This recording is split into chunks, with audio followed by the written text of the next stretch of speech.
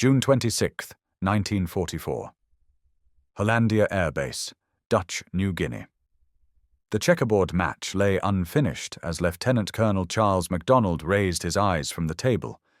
The man at the screen door had just introduced himself, though the name hadn't entirely registered. MacDonald's attention remained fixed on his game with Lieutenant Colonel Merrill Smith, Operations Officer of Satan's Angels. The civilian calmly repeated his name with a quiet assurance that made MacDonald stop. Charles Lindbergh. The Charles Lindbergh. America's most celebrated aviator stood in a temporary recreation hall thousands of miles from home, requesting a discussion on P-38 combat operations. Neither man yet realized that this brief interruption would soon transform long-range fighter missions across the Pacific. The methods Lindbergh would demonstrate over the following 6 weeks would expand the Lockheed P-38 Lightning's combat radius by nearly 400 miles, turning what pilots had deemed impossible into accepted practice. The tale of how a civilian advisor doubled the range of America's premier twin-engine fighter was more than a technical account. It was a story of institutional doubt overturned by undeniable results, of airmen learning to trust mathematics over instinct, and of one man's mastery of fuel economy reshaping aerial warfare in the Pacific. The equations of endurance were being discovered not in manuals, but through the daily experience of flyers who realized that everything they'd been taught about engine control was incomplete. The impossible was on the verge of becoming ordinary, and the instructor was a 42-year-old civilian who hadn't flown a P-38 until 3 days before. The road to that screen door in Hollandia began 17 years earlier above the Atlantic Ocean. On May 20th to 21st, 1927, Charles Augustus Lindbergh had forever altered aviation by flying 3,600 miles from New York to Paris alone in 33.5 hours. The Ryan NYP monoplane he piloted, Spirit of St. Louis, carried 450 gallons of fuel in tanks so enormous they blocked forward vision. Lindbergh navigated by periscope and dead reckoning, managing fuel with precision that would have seemed obsessive to other pilots of that time. He touched down at Le Bourget Field with 85 gallons remaining, achieving fuel efficiency experts considered unattainable for a Wright Whirlwind radial engine. That meticulous focus on fuel management became Lindbergh's defining technical gift. Throughout the 1930s, while conducting survey flights for Pan American Airways across the Pacific and Atlantic, Lindbergh refined methods that pushed range well beyond factory estimates. He knew that printed range figures represented averages, not limits. Every engine had an optimal operating zone where power, fuel burn, and mechanical strain aligned perfectly. Finding that balance demanded understanding how manifold pressure, propeller RPM, mixture settings, and indicated airspeed interacted, knowledge far deeper than standard instruction offered. By 1944, Lindbergh stood among the world's top authorities on extended-range flight, yet his ties with the U.S. military were strained by his pre-war isolationism. He had argued fiercely against America's entry into European wars, leading the America First Committee and earning President Franklin Roosevelt's hostility. On April 29, 1941, after Roosevelt publicly likened him to Civil War Confederate sympathizer Clement Vallandigham, Lindbergh resigned his Air Corps Reserve Commission. When Pearl Harbor drew the United States into war, Lindbergh tried to rejoin the Army Air Corps. Roosevelt personally ensured that Lindbergh would never again wear an American uniform during the conflict. But expertise finds its way. Unable to serve in uniform, Lindbergh became a civilian technical advisor for aircraft companies. In 1943, he joined United Aircraft Corporation, working closely with their Chance Vought division, makers of the F-4U Corsair. He also spent time at Ford's Willow Run plant solving B-24 Liberator production issues. He flew risky high-altitude tests in P-47 Thunderbolts to analyze engine performance and helped develop dive-bombing tactics for the Corsair. His technical achievements were immense, yet Lindbergh yearned for combat experience. By early 1944, he saw his chance. United Aircraft aimed to evaluate the feasibility of a new twin-engine fighter. The only American example in that class was the Lockheed P-38 Lightning.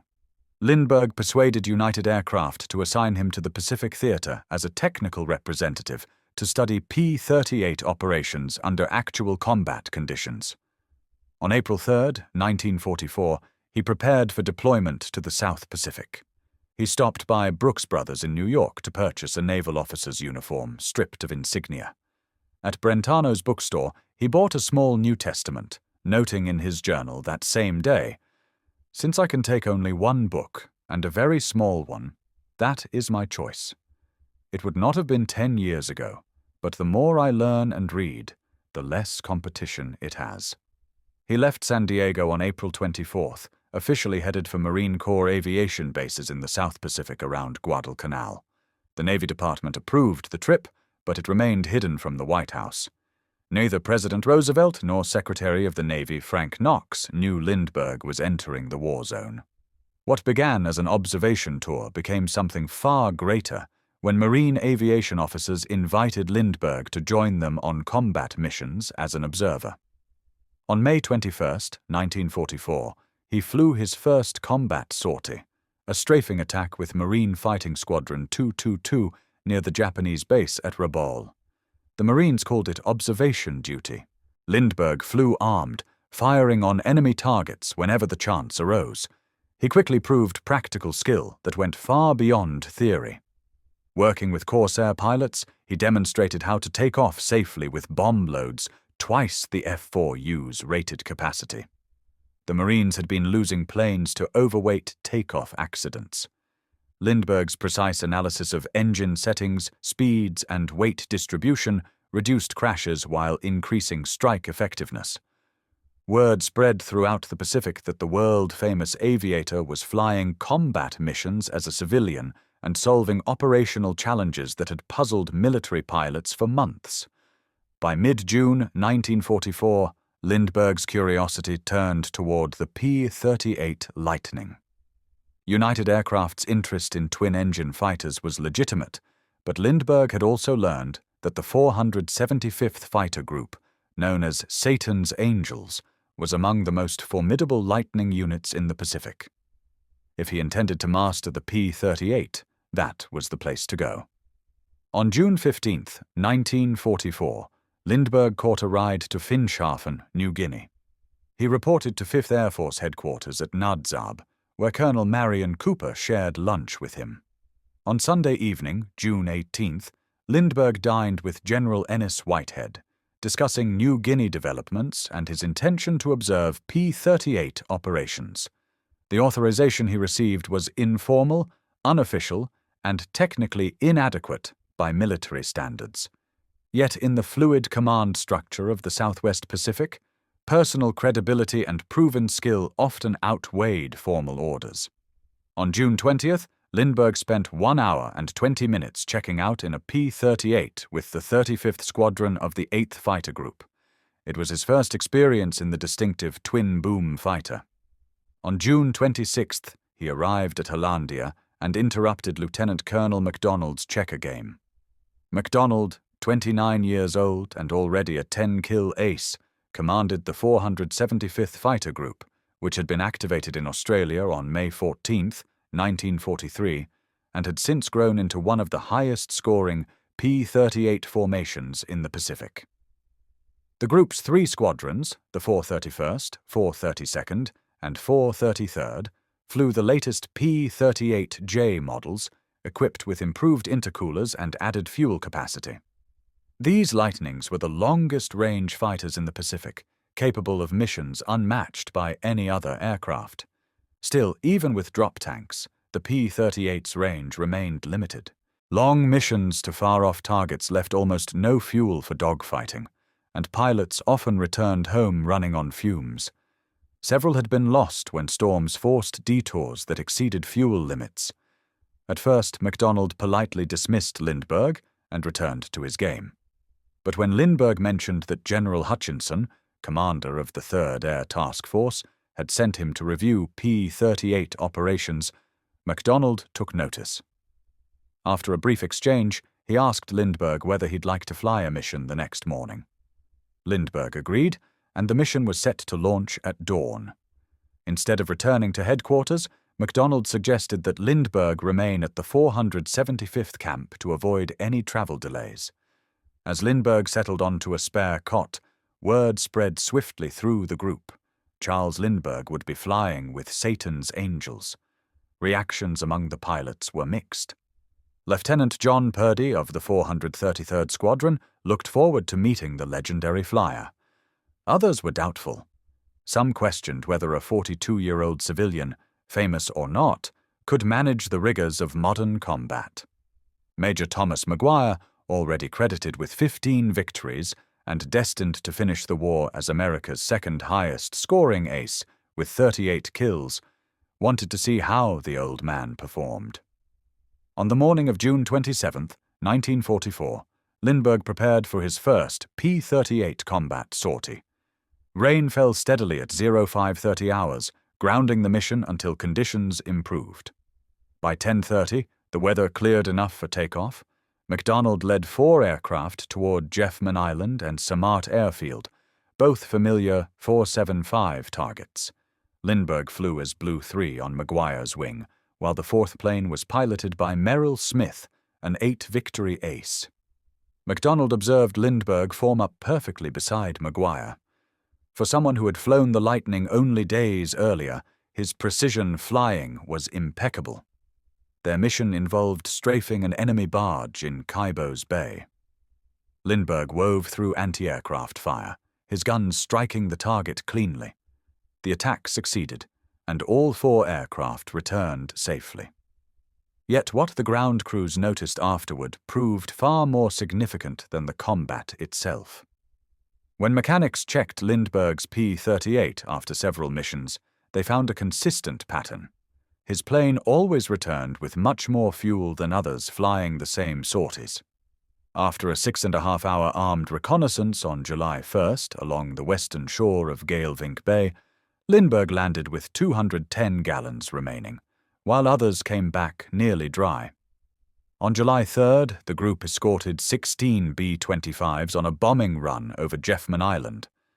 Afterward, the Lightnings hunted barges. Within an hour, 2 pilots radioed low fuel and turned home.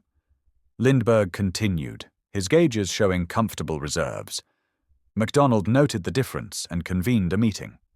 2 days after Lindbergh's arrival, he gathered all 475th pilots inside their rough recreation hall, packed dirt floors under a thatched roof, furnished only with a ping-pong table and a few decks of cards. Beneath glaring bare bulbs, MacDonald opened the session. He formally introduced Lindbergh and asked him to explain why his aircraft always returned with more fuel than anyone else's. What followed would transform P-38 operations across the Pacific. Lindbergh stood before the assembled pilots and outlined the cruise control methods he had developed for the Lightning. Standard procedure taught every P-38 pilot to cruise at 2,200 to 2,400 RPM, with the mixture set to auto-rich, safe for engines, but wasteful. He explained that reducing propeller speed from 2,200 to 1,600 RPM, switching the mixture to auto-lean, and slightly increasing manifold pressure could dramatically cut fuel consumption without losing speed. His recommended configuration was 1,600 RPM, 30 inches of manifold pressure, mixture on auto-lean, and 185 miles per hour indicated airspeed. These adjustments dropped fuel use to about 70 gallons per hour, yielding roughly 2.6 miles per gallon. Compared to the standard settings that burned far more, the savings were dramatic. Lindbergh estimated the Lightning's range could increase by nearly 400 miles, allowing 9-hour flights. When he ended his half-hour briefing, the room fell silent. The pilots considered several unsettling possibilities. The idea of a 9-hour flight did not appeal to men who already found 7-hour missions punishing. The P-38 cockpit was extremely confined. Pilots sat on their parachutes with an emergency raft and paddled beneath that. Their survival suits were stiff and uncomfortable. 7 hours inside that cockpit already strained the limits of endurance. 9 seemed unthinkable. Even more concerning was Lindbergh's advice to run engines at settings they had been explicitly trained to avoid. The low RPM, high-pressure combination was known as running over square. Military flight instruction stressed that over-square operation would harm engines. The resulting detonation would overheat cylinder heads, potentially causing catastrophic failure. Pilots were taught that if manifold pressure exceeded RPM by more than a few inches, they risked blowing up their engines. Now this civilian was proposing they routinely run their engines in a regime considered unsafe. Skepticism filled the air. Several pilots traded uneasy looks. A few shook their heads. One even called Lindbergh's method dangerous. But MacDonald understood something crucial. Lindbergh was not speaking from theory. He had flown combat using those very settings. His P-38 had suffered no engine damage. His aircraft had consistently returned with fuel reserves others lacked, offering flexibility no one else enjoyed. MacDonald decided to test the method himself. If it worked, the 475th would gain a critical advantage. If it failed, they would find out soon enough. Over the next week, pilots cautiously experimented with Lindbergh's cruise settings. The first tests were brief, ensuring they could return quickly if trouble arose. The early volunteers reported nervously that their engines sounded different at lower RPMs.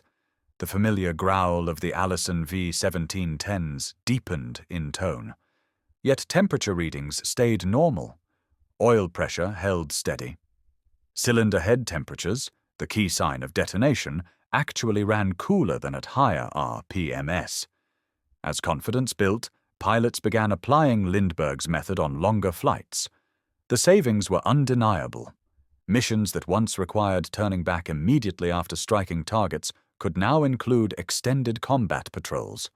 Flights that had forced pilots to watch fuel gauges nervously now ended with comfortable reserves. The Lightning's effective combat radius, once about 570 miles, expanded to 700, then 750 miles. Crews discovered they could hit targets once thought unreachable, fight over them for 15 minutes, and still return with a full hour of fuel remaining. The change was revolutionary. Skepticism vanished as mission after mission confirmed the results.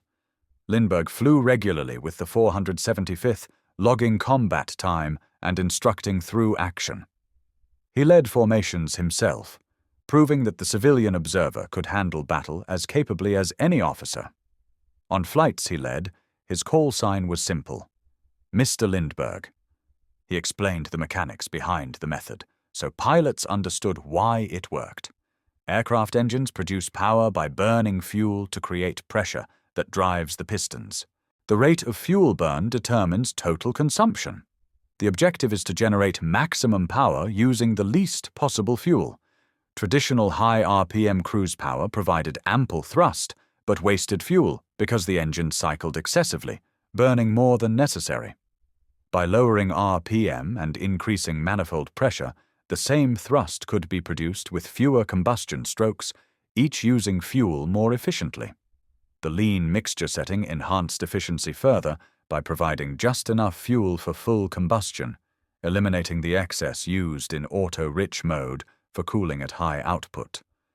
The engines did not detonate because, although the setting was over square by ratio, it did not qualify as high-power operation. A manifold pressure of 30 inches was moderate, far below the 60-inch war emergency setting used for takeoff and combat. The reduced RPM actually lowered mechanical stress on the engine components. The method was not dangerous, it was simply different from what pilots had been taught. Lindbergh's understanding came from years spent mastering long-distance flight. His 1927 Atlantic crossing had shown him that published performance figures were merely guidelines, not limits. His later work with Pan American Airways during the 1930s, charting trans-Pacific and transatlantic routes, gave him thousands of hours to refine fuel management. The P-38 had one feature that made his testing far less risky than it appeared. It had twin engines. If one failed under the experimental settings, the other could bring the pilot home. Across the immense Pacific, where mechanical failure meant drowning or capture by the Japanese, most single-engine pilots flew conservatively. But the P-38's redundancy offered a buffer for exploring new flight envelopes, and Lindbergh knew the logistics situation made that risk acceptable. Allison was shipping spare V-1710 engines and parts to Pacific bases in generous supply. If a power plant required replacement due to test wear, ground crews could swap in a new one quickly. The operational gain of greater range justified the minor risk of accelerated wear. The calculation proved sound. No P-38 engines failed from Lindbergh's cruise methods. By late July 1944, his fuel-saving procedures had spread across 5th Air Force P-38 units. The 475th Fighter Group's results were too impressive to ignore. Word moved through other squadrons. Pilots compared notes. Ground crews checked consumption logs. Other commanders wanted the same advantage that Satan's angels enjoyed. Lindbergh began giving additional briefings to pilots from nearby groups, explaining the technique patiently and answering questions about mechanical safety.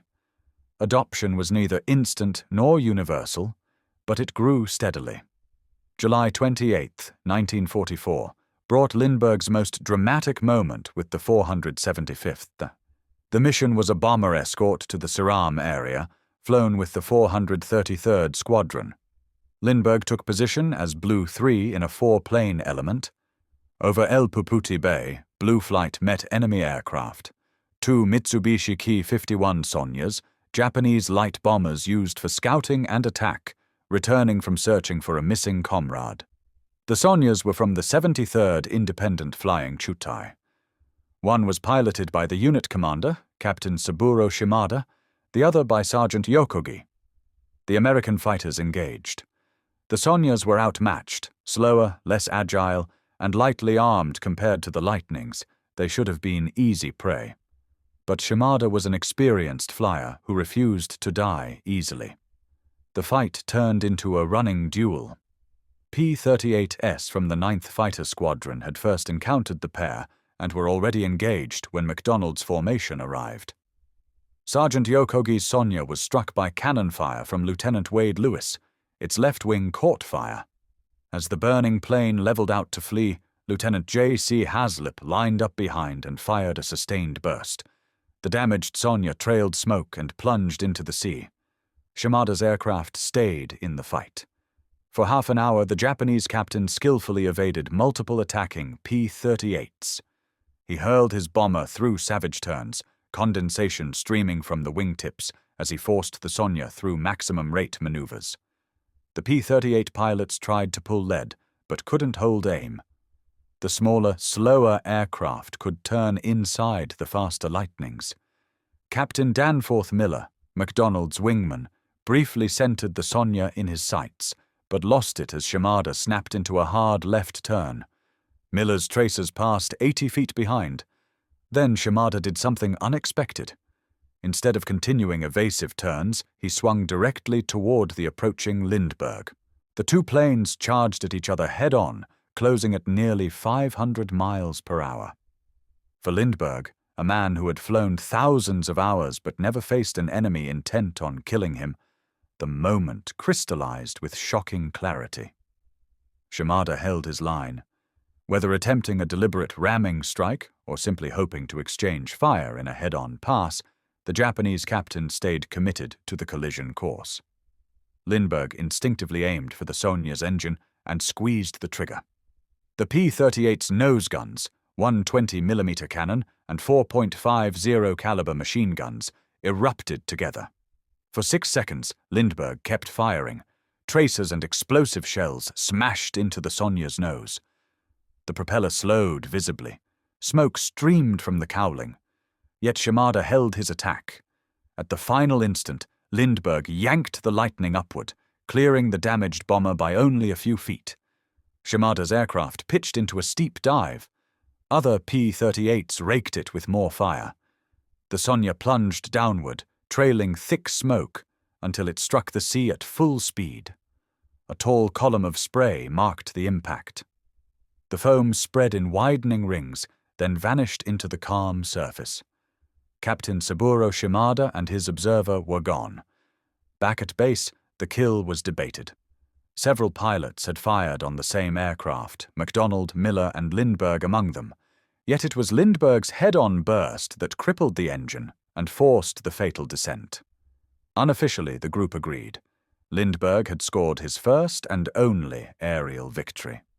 The success never appeared in the 475th's official record. Lindbergh was a civilian. His presence in combat already stretched regulations. Recording a confirmed kill might have ended his assignment altogether. 3 days later, on August 1st, 1944, Lindbergh almost lost his life. During a fighter sweep to the Palau Islands, the formation met Japanese Zeros. In the fierce dogfight that followed, Lindbergh became locked in a turning contest with one Zero that nearly shot him down. Only MacDonald's urgent radio call, "Break right! Break right!" and his own attack on the pursuing fighter saved Lindbergh. The near miss convinced 5th Air Force headquarters that the experiment had gone far enough. Lindbergh had proved his methods worked. Over roughly 50 combat sorties in the Pacific, about 25 of them with the 475th, he had demonstrated his theories under fire. He had downed an enemy and nearly been killed himself. It was time to send him home before chance reversed the outcome. On August 12, 1944, Lindbergh departed Hollandia. The pilots of the 475th Fighter Group gathered around the runway to bid him farewell. Their respect for the civilian expert was sincere. He had not only taught them the cruise settings that expanded their operational reach, he had shared their risks, flown their missions, and earned their trust in skies where rank and fame meant nothing. The effects of his fuel-saving system reached far beyond one group. By October 1944, P-38 squadrons across the Pacific were using refined versions of his power management settings. Specific figures differed with altitude and temperature, but the concept remained the same. Lower RPM, higher manifold pressure, and lean mixture combined to deliver unprecedented range. The operational results were profound. Objectives once beyond reach became attainable. Japanese bases once safe from escort now faced lightnings with fuel to fight overhead and still return. Extended endurance allowed bombers to receive fighter protection on missions that had once been impossible. Long-range sweeps struck deeper into enemy territory. Soon P-38 groups from Dutch New Guinea were flying 950 miles, fighting for 15 minutes, and returning safely. Such missions had been unimaginable before Lindbergh's methods took hold. The gain was not measured only in distance. In the latter half of 1944, the new range enabled operations that directly supported MacArthur's drive towards the Philippines. Airfields once unreachable became staging bases. Invasion timetables once delayed were accelerated. The true strategic value lay not just in miles saved, but in time. Campaigns that might have taken months were completed within weeks, as fighter cover reached farther, faster, and with that extended reach came something equally vital: survivability. Pilots who had once returned on fumes now landed with fuel to spare for diversions or rescues. Bad weather that forced detours no longer guaranteed loss of aircraft. Pilots who sustained damage in combat now had a better chance of returning home. The extra fuel reserves provided a safety buffer that directly reduced non-combat attrition. The expanded range proved invaluable during the liberation of the Philippines. When MacArthur's forces landed on Leyte in October 1944, P-38s based in New Guinea and Morotai delivered air cover across distances that had been impossible only months before. The difference between reaching the target with empty tanks and arriving with an hour of fuel was the difference between effective protection and token presence. Yet not everyone accepted the innovation immediately. Some commanders hesitated, fearing increased engine wear. Certain pilots clung to their training, doubting the advice of a civilian. Maintenance officers voiced concern about reliability, but results silenced objection. Units applying Lindbergh's settings showed no rise in mechanical failure. Fuel records demonstrated undeniable gains. Mission summaries documented successes that previous range limits had ruled out. By the end of 1944, Lindbergh's power management method had been written into standard operating procedure. What began as a civilian field experiment had evolved into formal doctrine. The Army Air Forces issued new P-38 cruise charts based on his findings, and training manuals were revised to include correct lean mixture operation. The broader narrative of Lindbergh's Pacific service reveals a man shaped by contradiction and redemption. Before the war, his outspoken isolationism had made him divisive. His admiration for German aeronautical progress drew accusations of sympathy for the Reich. His vocal opposition to U.S. entry into the conflict alienated President Roosevelt and destroyed their relationship. When war erupted, Lindbergh became a pariah despite being one of America's most celebrated aviators. Yet in the Pacific, far removed from Washington's politics, he regained purpose through skill. The Marine and Army Air Force pilots who flew beside him judged not his opinions, but his performance and composure. Major Richard Bong, America's top ace with 40 victories across the Southwest Pacific, told a United Press correspondent that Lindbergh was as hot a pilot as any of us. He'd be out there knocking off Japs every day if General Kenny had let him. Praise from a man of Bong's stature outweighed any political rehabilitation. Lindbergh had proven himself where proof meant survival. After returning to the United States in mid-August 1944, he continued contributing technically to the war effort. In October, he joined a joint Army-Navy evaluation conference on fighter performance at Naval Air Station Patuxent River, Maryland. There, he flew and tested captured Japanese aircraft, offering first-hand analysis of enemy flight characteristics. He remained active as a consultant to United Aircraft and other firms, solving operational issues drawn from combat feedback. The technical record underscores the scale of his achievement.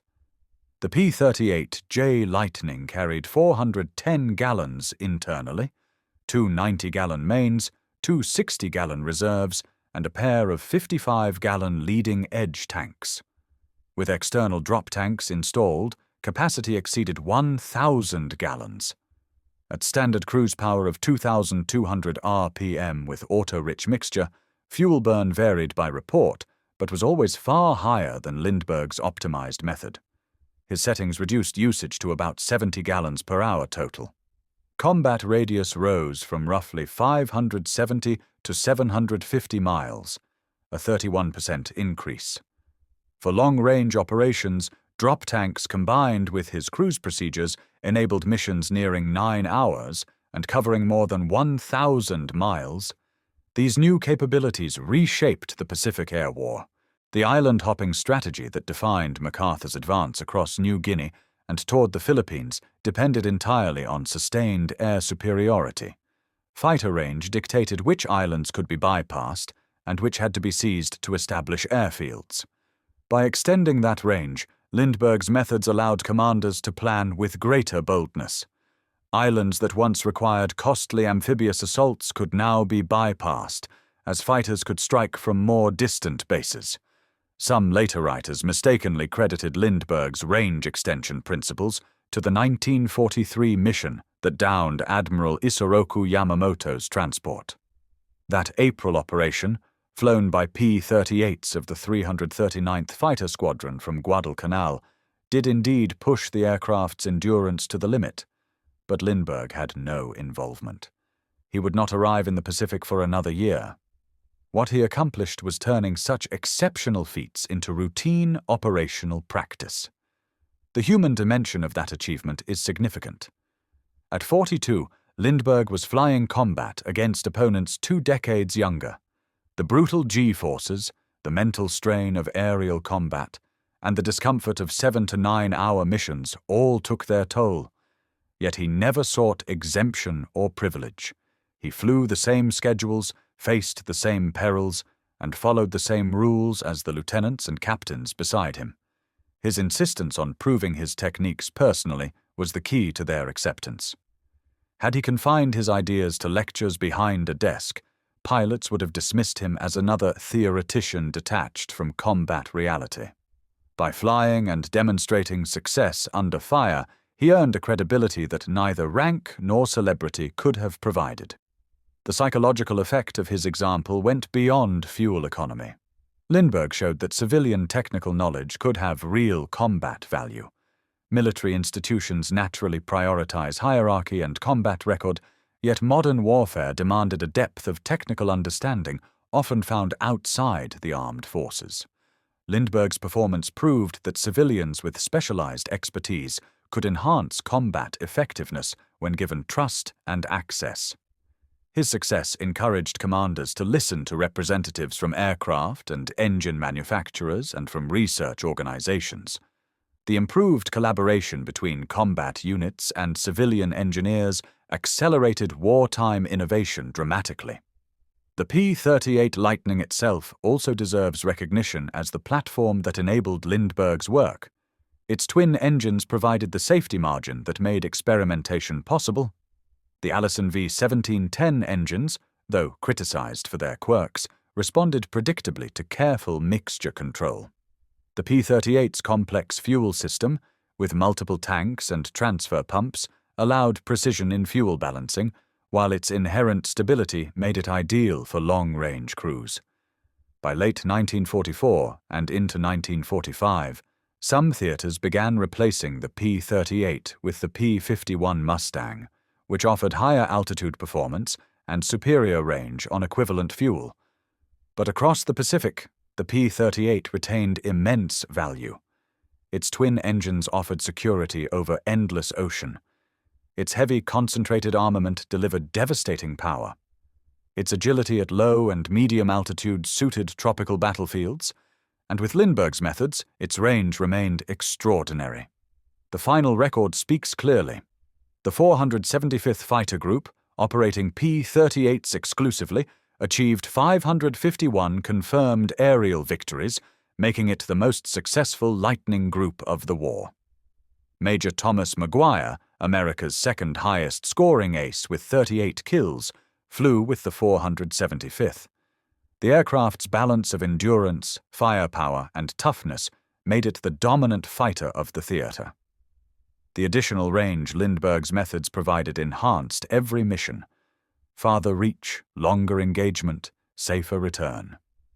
Over thousands of sorties and countless flight hours, the cumulative impact was incalculable, yet unmistakable. The story also underscores the uneasy relationship between expertise and institutions. Lindbergh's pre-war politics had made him unwelcome in official service, yet his technical mastery ultimately served the very nation that had once rejected him. President Roosevelt's personal resentment had barred Lindbergh from returning to military service. Yet the Army Air Forces needed exactly the kind of expertise he possessed. The compromise, allowing him to serve unofficially as a civilian while quietly joining combat missions, was irregular and would never pass regulation today. But it succeeded. Bureaucratic rigidity gave way to practical necessity, and the results were invaluable to the war effort. The men who flew beside Lindbergh in 1944 never forgot what he taught them. In interviews decades later, veterans of the 475th Fighter Group spoke with deep respect for the civilian who flew as their equal and showed them how to go farther than they had believed possible. Colonel Warren Lewis, commander of the 432nd Squadron, could still recall Lindbergh's precise fuel-saving settings many years later. The numbers differed slightly between accounts, reflecting conditions and aircraft variations, but the principle was constant, and the results undeniable. Charles Augustus Lindbergh died on August 26, 1974, aged 72, from lymphoma at his home in Kipahulu, Maui. He had quietly left Columbia Presbyterian Hospital in New York on August 17th, arriving in Hawaii just 1 week before his death. He was buried within hours, in a plain wooden coffin made by local ranch hands, wearing work clothes, in a grave 30 feet deep, lined with black beach stones and lava rock beside Palapala Ho'omau Church. Only 15 people attended. His marker is a simple slab inscribed with Psalm 139. If I take the wings of the morning and dwell in the uttermost parts of the sea.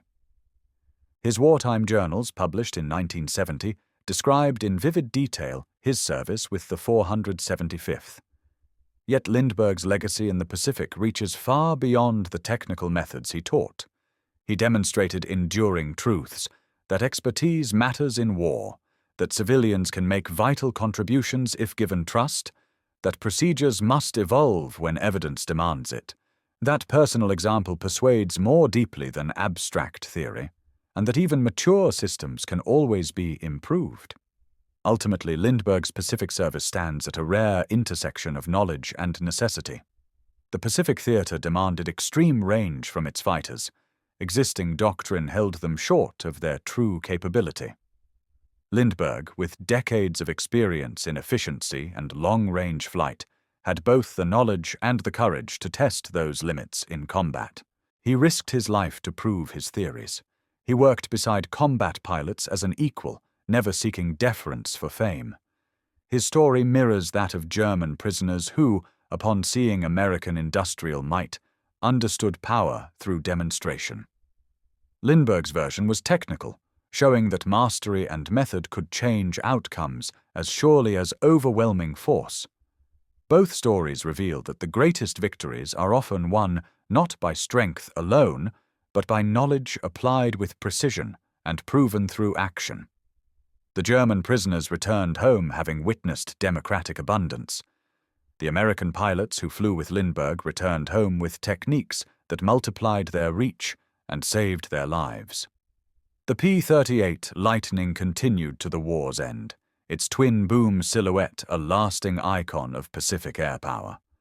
The men who flew it remembered its quirks with affection, and remembered, too, the civilian who showed them that the impossible was merely difficult, that performance charts were suggestions, not boundaries, that true understanding could reveal hidden potential.